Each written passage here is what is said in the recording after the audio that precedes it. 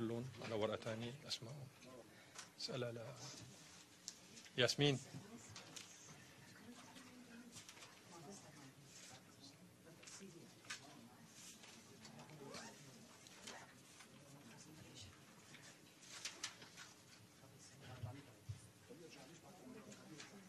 لا اتركوا.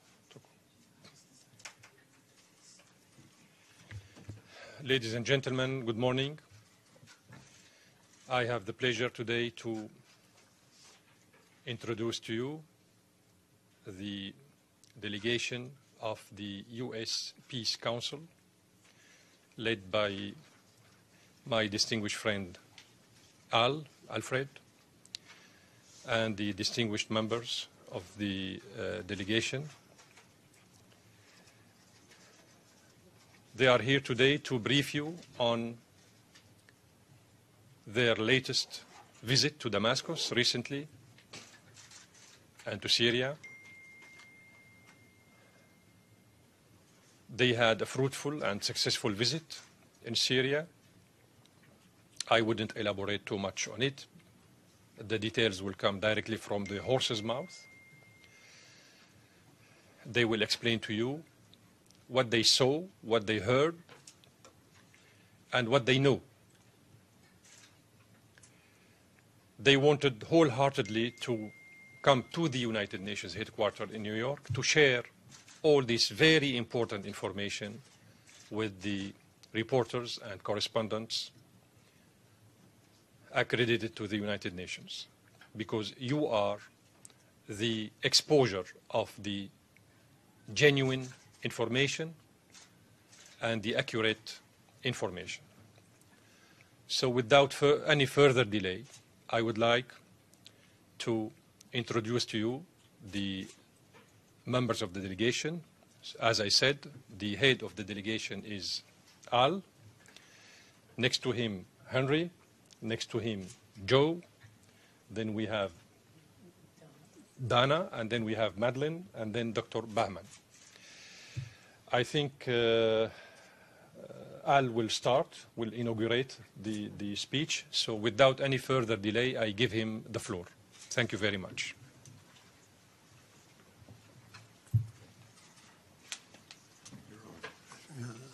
It's on. Thank you, Ambassador. Thank you very, very much. And thank you all for coming to hear our presentation. I'm Alfred Martyr, and I'm president of the U.S. Peace Council. It was quite evident to us over the several years that what we were hearing and reading from the press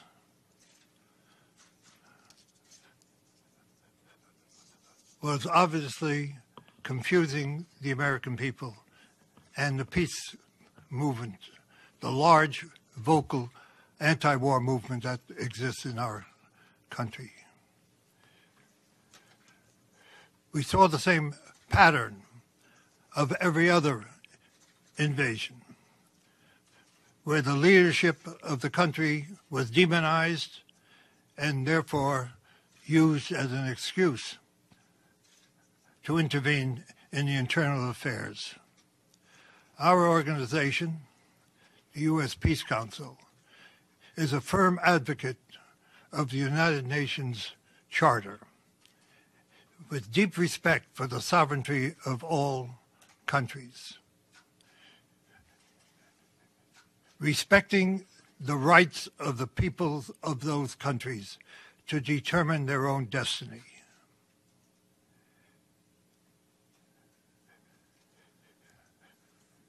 It was our consideration that we had to reach out to the U.S. peace movement and ask that they participate in a delegation to Syria to see for themselves what existed, to speak to both officials and non-officials, civil society, to try to determine for themselves, independently, the situation in Syria and the road to peace. That is our responsibility. Our responsibility is to reach out first to the U.S. peace movement and then to the American people.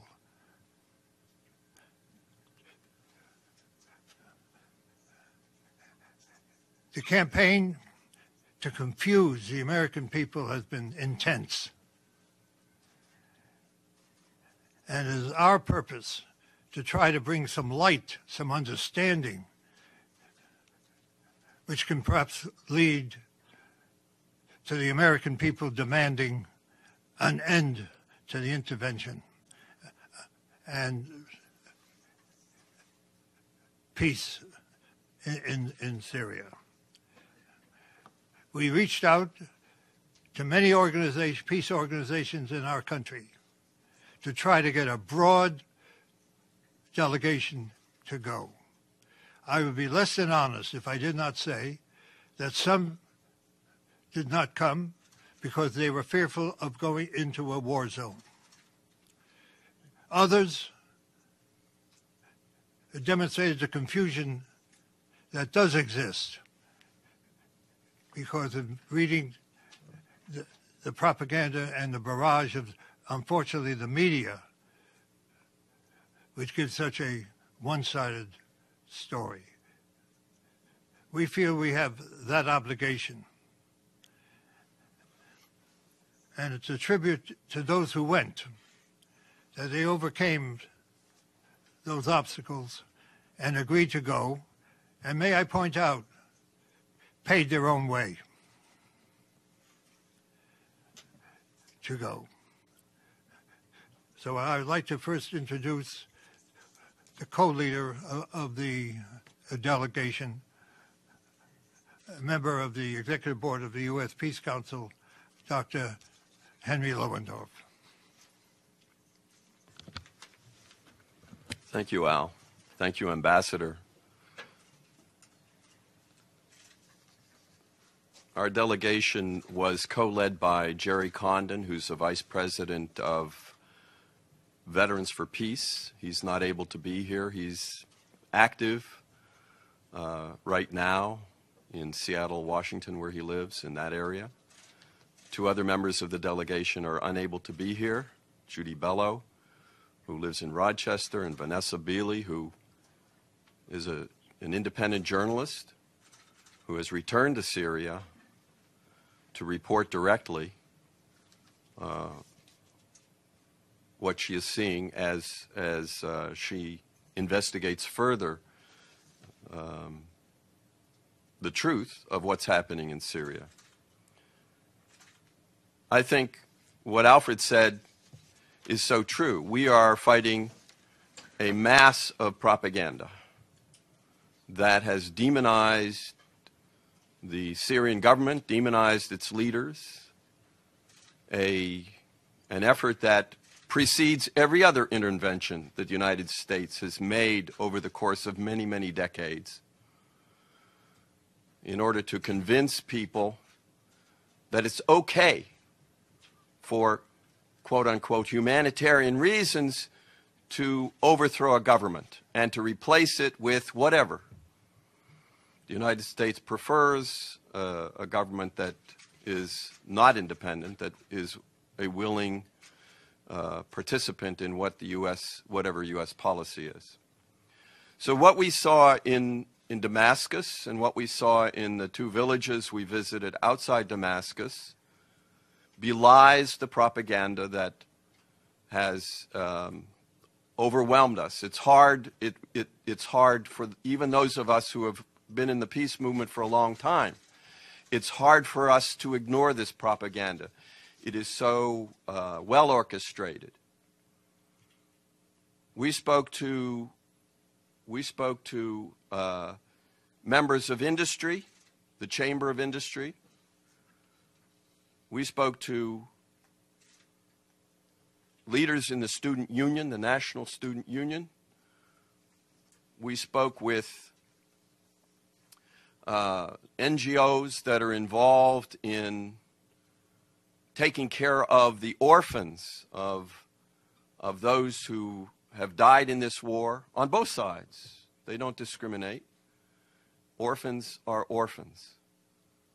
Whatever side they were fighting on, these young people have to be taken care of. We spoke with an NGO that trains women who don't have a skill in sewing because they lost the breadwinner in their family.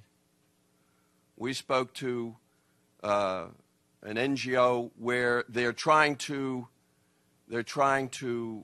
deal with reconciliation and trying to make sure that supplies get to those areas of the country that are under the control of the terrorists, the mercenaries. And we make a distinction between opposition, the political opposition with whom we also met, and the terrorists and the mercenaries with whom we did not meet. We met people in Syria who work nonviolently to bring about change. We learned of their efforts to bring about change, working in opposition to the government, working with the government, but nonviolently.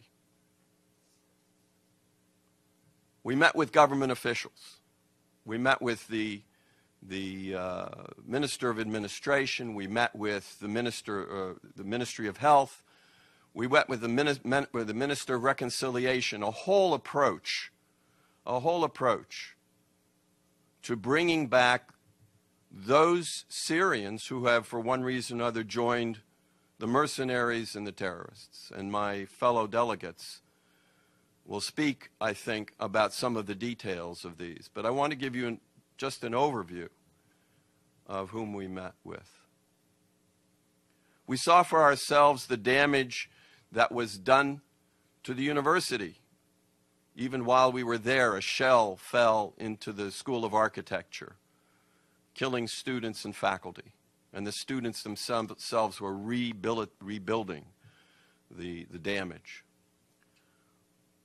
We saw villages that are basically Christian villages that have been besieged by the terrorists but have now been liberated. And the damage done to a shrine in a village called Malula, which is a village where they still speak Aramaic, the language of Jesus, and the attacks on the Christian population.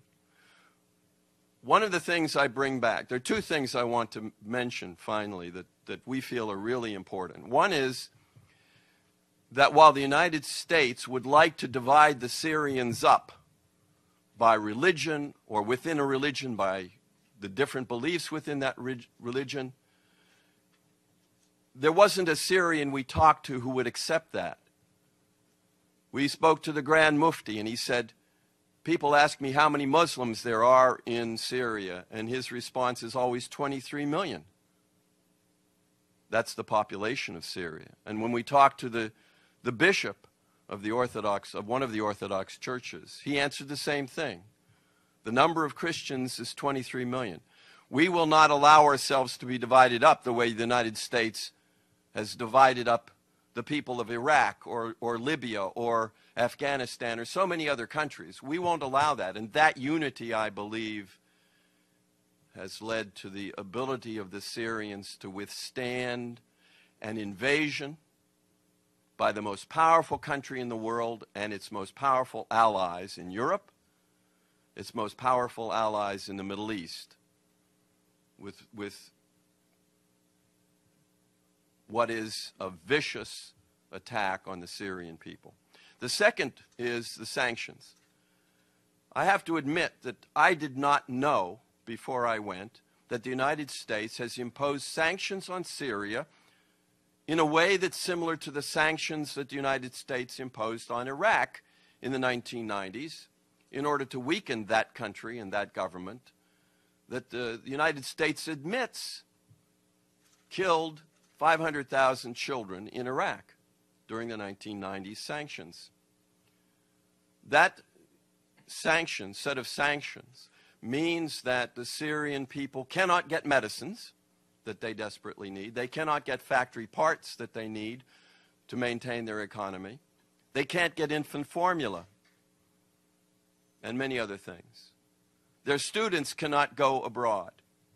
Their lawyers are separated from the rest of the international legal system because of those sanctions. These sanctions are not reported in the U.S. media, to my knowledge, and we need to know about them. Another way to weaken, these sanctions are another way to weaken the Syrian government and the Syrian state. So that's my overview. I would like to ask my fellow delegates to add what they want to this. We have representation from different peace organizations and peace movements within the United States. We tried to make it as broad as Al Martyr said, as broad a delegation as we could. So maybe Madeline, you would like to. Sorry.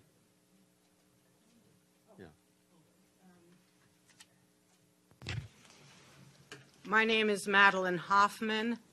I'm the director of New Jersey Peace Action. I went as an individual representing myself, but I've been a peace activist for 16 years. And I went because I felt that, I went to Syria because I felt that it was important to learn from the Syrian people themselves what was actually happening in Syria, because there has not been enough of or a focused enough response by the peace movement in the United States to what's been going on in Syria. And I can't add a whole lot to what Henry and Al have said, but I want to make this one particular point because I think it's very important and it gets to the core of everything that's going on. This is not a civil war in Syria. That's probably the first thing we heard, and we heard it over and over again. It is not President Assad against his own people. It is President Assad and the Syrian people all together in unity against outside forces, outside mercenary forces, terror organizations, the names change every day or every other day to try to protect their identity and maybe keep the connection between the country that funded it and that group kind of a little bit more nebulous. But there are groups, mercenary forces, supported by Qatar, Saudi Arabia, Turkey, the United States, and underneath it, Israel, the state of Israel. And these outside mercenary forces are the ones that are terrorizing the Syrian people and are attempting to divide the Syrian people. I remember when the U.S. invaded Iraq, our organization was against it well before the invasion ever began. But once the invasion was over and the United States was setting up a government, we talked to many Iraqis who said, we're not Sunni and Shia, we're not Sunni, Shia, and Kurds, but the United States is trying to divide us that way. And we got exactly the same message when we were in Syria. We are Syrians, as Henry said before, whether you're Christian, Muslim, or other, you're Syrian, and that's one of the things that's enabled the Assad government to withstand 5+ years of this kind of outside attack. When it was time for the U.S. to unseat Saddam Hussein, after years of sanctions and 2 wars, he fell like that. When it was time, the United States decided time for Gaddafi to go, he fell like that.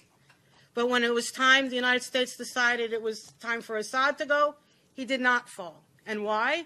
Because he has the support of 23 million Syrian people, and it was more before all these refugees were created and refugees were sent around the world. The whole idea of regime change, the policy of regime change, if you will, it's illegal under international law. The United States has no right to do that. The United States has no right to decide for the Syrian people who their government leaders should be. And so during my time there in Syria, I felt that over and over again. Who are we? Why are we presuming to know what's best for the Syrian people? And The other part of this that I think people in the United States need to know is that the Assad government provides free health care, free universal health care to everyone. It's a mission, it's part of the government's mission. Free education for everyone, from primary school all the way through even to university and medical school. And we met with one person, when we met with this one particular person from the nonviolent opposition, we asked him, well, tell us, what are some of your grievances with the Assad government?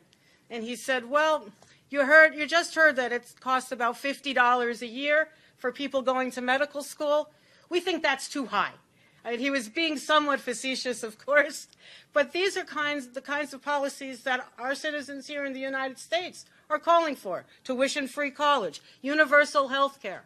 So the Assad regime, the Assad government, is in the business of doing this and providing this to the people. And without a doubt, even the nonviolent opposition parties who had issue with issues of democracy or corruption prior to 2011, everyone has thrown themselves in behind the Assad government, because that's the best hope, the best bet for the Syrian people.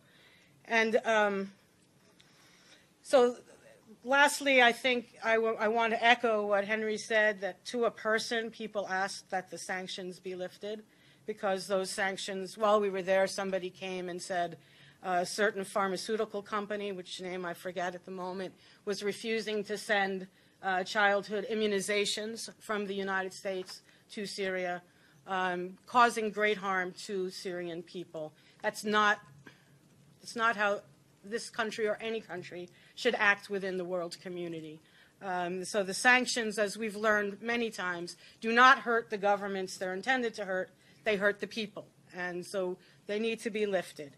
We also heard that the border between Turkey and Syria needs to be closed so that this pipeline of trained groups, terror groups, is blocked and no more of those groups get into Syria. And finally, and this is where we come in as the United States, that the United States needs to stop supporting some of those outside terror groups. All the support for the outside terror groups needs to be withdrawn and allow the Syrians to fend for themselves. The Syrian Arab Army is fighting for its life and fighting for the life of Syria. And we need, as a country, to acknowledge our role, what we are doing to cause harm and destruction to the Syrian people, and we need to stop it, and we need to stop it now. And that's why one of the reasons, one of the things I'll be saying over and over again since my return from Syria. So that's me. Thank you. Donna. Did Bauman want to speak first? Bauman, do you want to say something? No. Donna wanted to. Okay. My name is Donna Nassor. I have been a human rights and peace activist for as long as I can remember. I'm not going to tell you how many years, because then you'll know how old I am. I was honored to be asked to be part of this delegation, and I am grateful that I had the opportunity to go and see for myself, to sit face to face with the Syrian people, to share this time with this delegation so that we can all work together, coming back in cooperation to try to bring the message and the truth back to the United States. As an American citizen, it is shameful for me to admit what my government is doing in the sovereign country of Syria. We have no right to impose these illegal sanctions. In fact, these sanctions, allegedly, the government says are against the government of Syria. But in fact, it's against the people, civil society, people who are attempting to maintain the infrastructure, the health care, the safety of all Syrian people.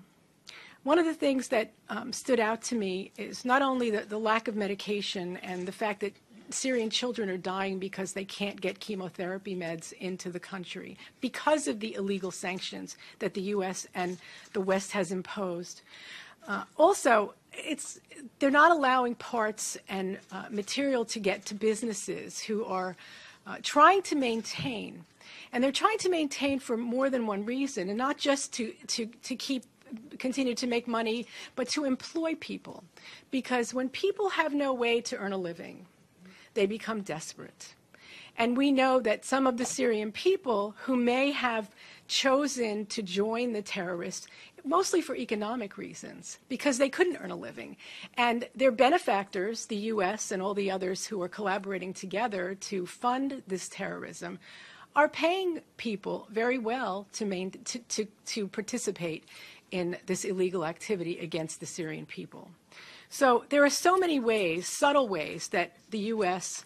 sanctions are affecting the Syrians. And when we spoke to the business people, they mentioned to us, we're desperately trying to stay in business. We're desperately trying to keep our people employed so they don't become desperate and they don't then feel like they have no other choice.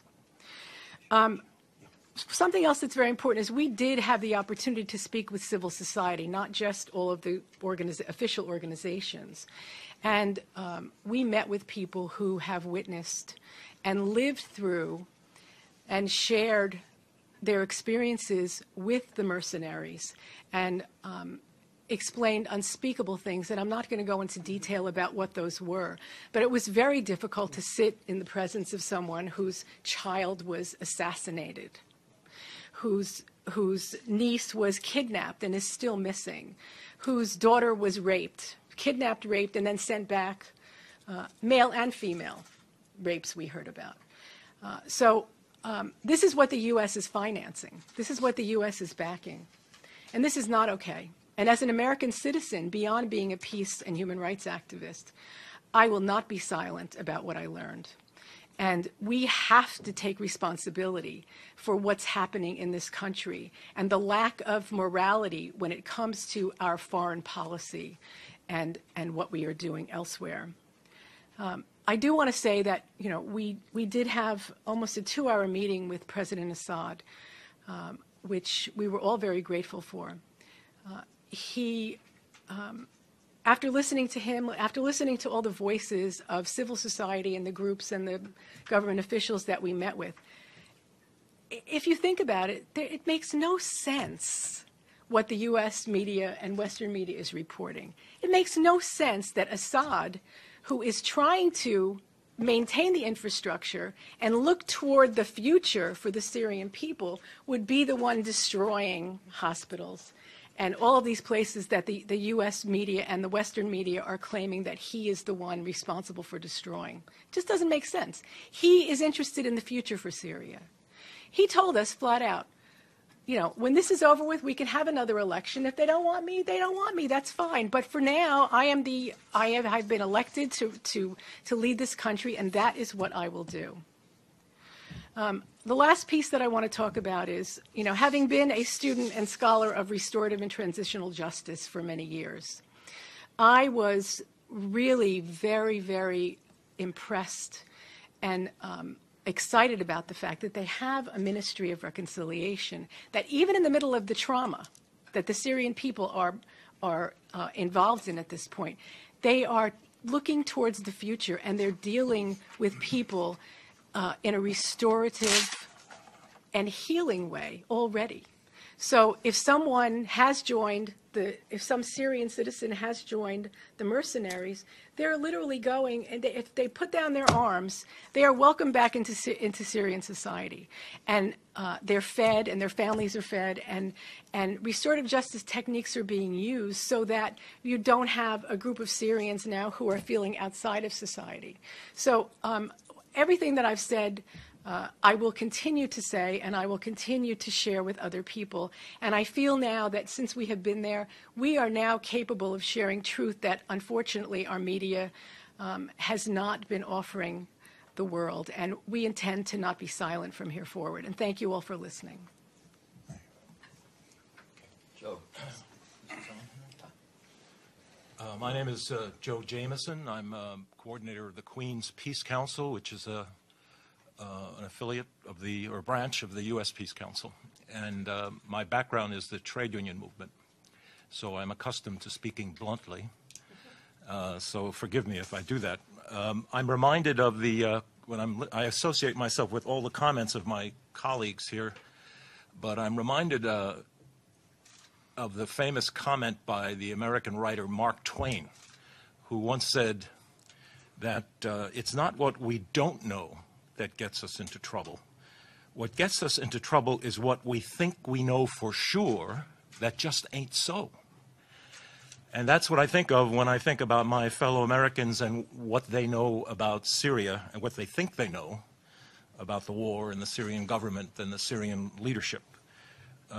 What they think they know, I'll argue, just ain't so. And so we have to take that on because we're getting into trouble. Our delegation came to Syria with political views and assumptions, but we were determined to be skeptics and to doubt everything, to meet everyone we could, and to confirm or disconfirm received opinion and establish and conventional wisdom, and to follow the facts wherever they led us. I concluded a number of things from the trip. I won't go over things that my colleagues have already mentioned. The motive, in my opinion, of the U.S. war is to destroy an independent Arab secular state. It's the last secular Arab state standing, and it wants a client regime like Libya, like Iraq, like a number of other countries you could mention. The U.S. hostility to independent Syria long precedes 2011, the beginning of the war. The U.S., I concluded, claims to be against ISIS terrorism, but yet it's been loath to fight a really consistent fight against terrorism.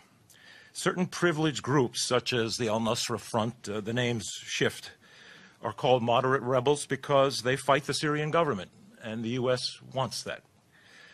They are not moderate. They beheaded a 12-year-old boy when we were there. We saw it on YouTube and on TV. The motives of the U.S. proxy war states are somewhat different. Sectarian motives and regional power rivalries affect Saudi Arabia and Qatar. The Wahhabist ideology, the ideology of the Muslim Brotherhood, is a sick, medieval, backward ideology. It drives the Saudi state. It motivates that state to finance this war. And Damascus, by contrast, promotes a socially inclusive and pluralistic form of Islam.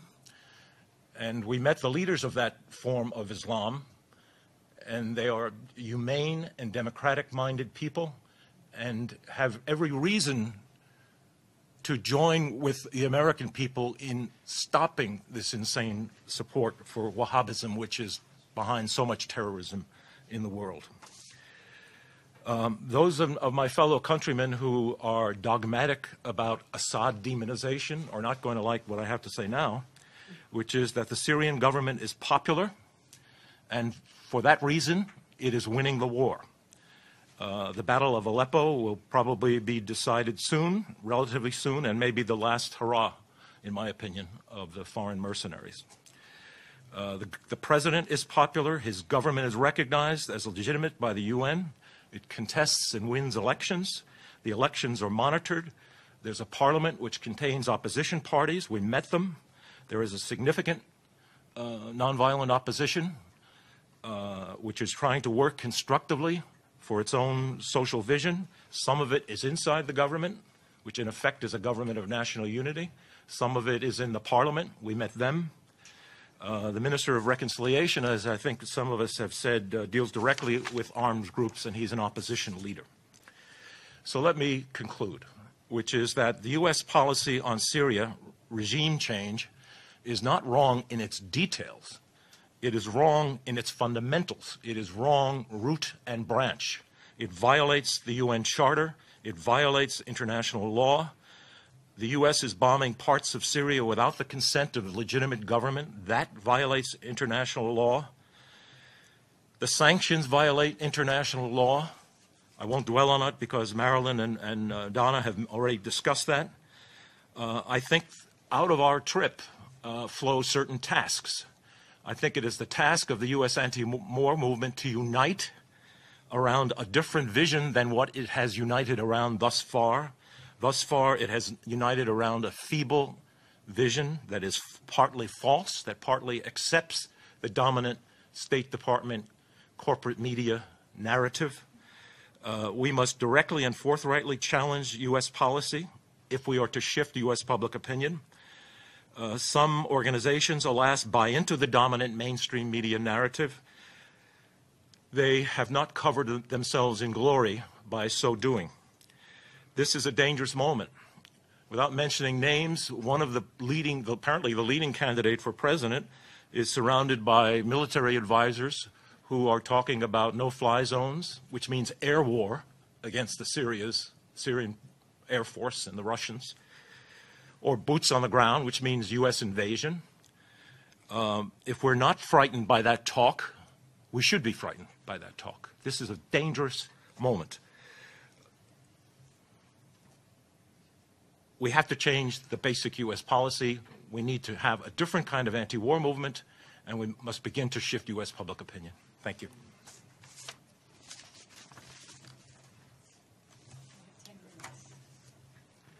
There may be some questions, please. Please. Hi, good afternoon, or good morning, rather. Luke Vargas with Talk Media News. A question for Mr. Martyr to begin. You said that the media is giving a one-sided story of Syria, a one-sided presentation. When you are not invited to Syria to look at Damascus, where do you receive your information about what's happening in Syria? To what outlets do you turn? And a question for Mr. Lohendorf. You mentioned that, I believe this is sort of partly a quote, but that what you saw in Syria, and rather in the capital, belies the well-orchestrated propaganda about Syria. That would seem a bit like saying you visited Middle America because you've seen Manhattan. Do you believe a visit to Homs or Aleppo or other cities around the country would enable you to speak more about the situation across the country as a whole? He asked, what information, how do you get information when you don't go to Syria? Where do you get information? Well, those of us who are in the peace movement have to read the same press that everybody else reads and tries to determine the issues. I just want to add to what I said before. I don't know if people realize that for the last 8 years, every day the U.S. has been involved in wars. Every single day of the Obama administration has been devoted to war. And if you compare the media approach, the U.S. State Department approach to Syria, there's a familiarity. It's Noriega, it's Hussein, it's Gaddafi, one after another, in order to convince the American people that we have the moral responsibility to intervene. And unfortunately, this institution plays along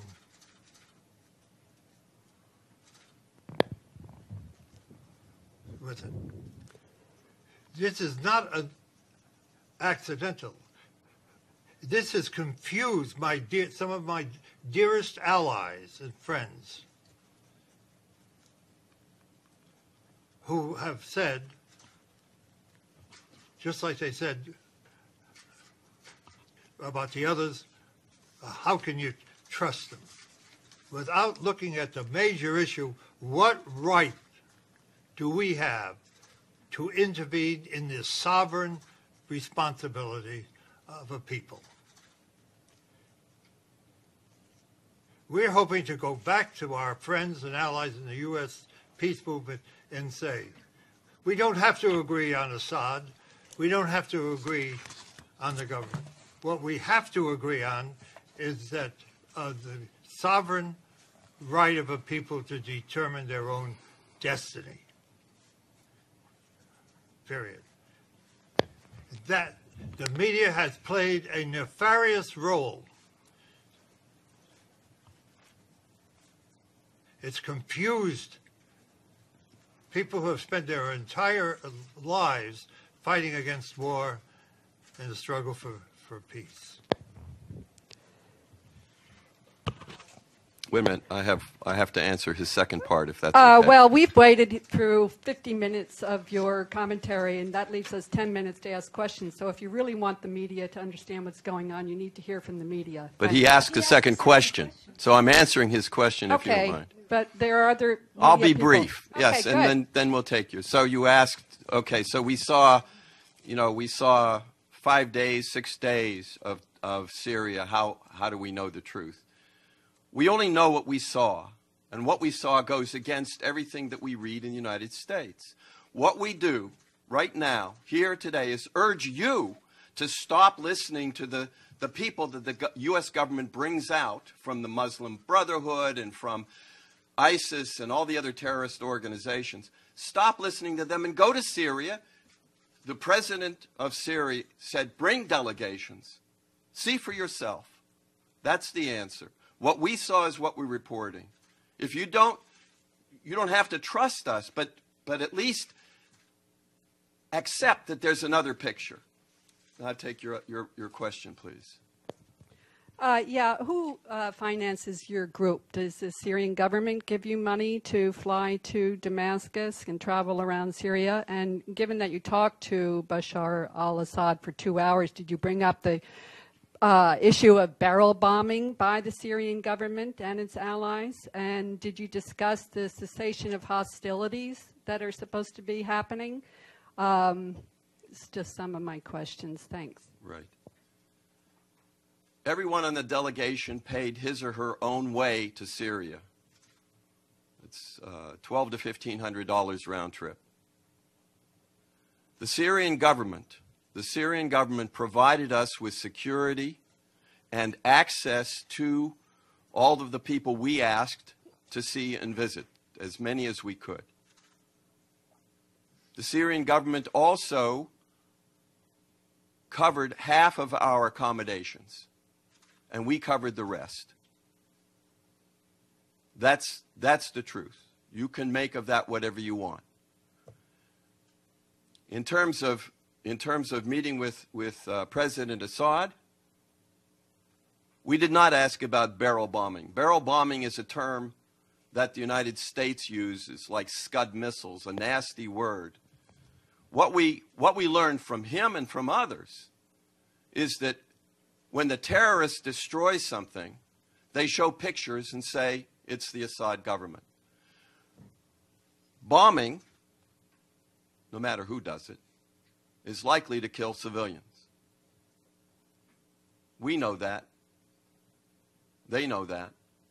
But when an outside force, like the United States and its allies, invade with mercenaries, you expect the consequences that we've seen, which is a lot of loss of life and a lot of people fearing for their lives, leaving. Most of the people who leave, however, do not rush to the terrorist side, they rush to the government side. Those people who left the country left for various reasons. In part, they could afford to leave. But most of the people who have left their homes have moved to the government side because that's where they're safe and that's who they trust. So you're saying barrel bombs do not exist, or this is an invention of the U.S. government? I'm going to ask for this. That's the term the U.S. government uses. What do you call them? Well, they're bombs. They're Why bombs. do we call them barrel bombs? Barrels because they're in barrels or they're tanks. No, they're not. Go Okay, ahead. what are they in? You have a question. Sure. I guess I wanted to pick up on, you'd said something about, when you said this institution plays along with it, Mr. Martyr, I think you were referring to the UN. So I just want, and any of you are free to take the question, sort of, what do you think the UN's role, in terms of it has a humanitarian presence? It's supposed, we don't hear that much about them from sanctions, but while you were there, did you have any interaction with the UN presence on the ground? What do you think of the UN's performance? And if any of you saw, there was an area formula meeting here yesterday, sponsored by the U.S. mission. What did you think of that? I mean, I can imagine, but if anyone wants to, that saw it, what they thought of it. Thanks. Madeline, you want to deal with that? Okay. First, on the issue of the United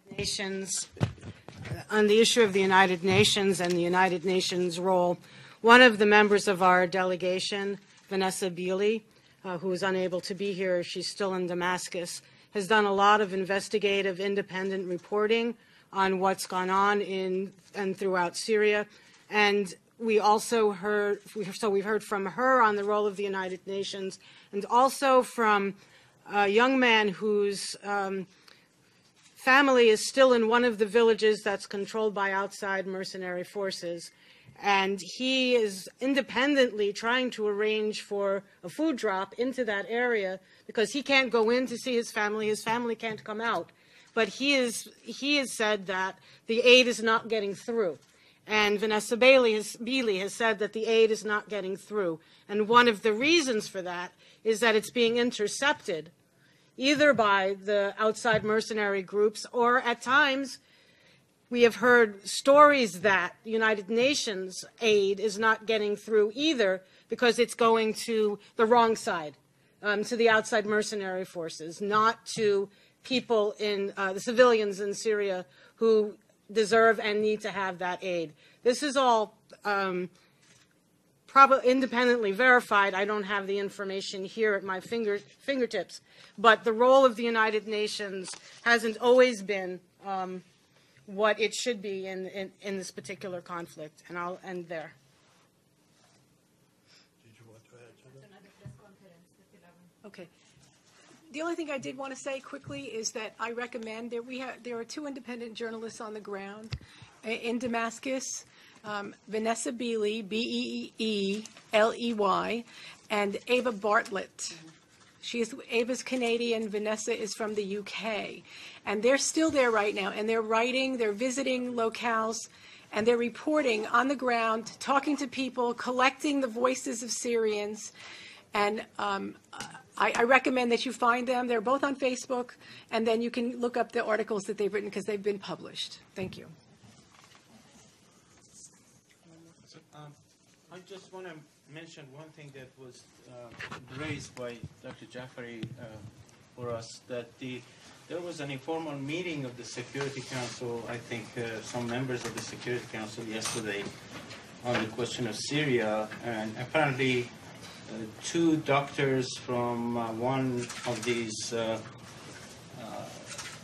organizations that are affiliated with Muslim Brotherhood were brought into the meeting to testify again about the so-called crimes that the Syrian government is committing on the ground.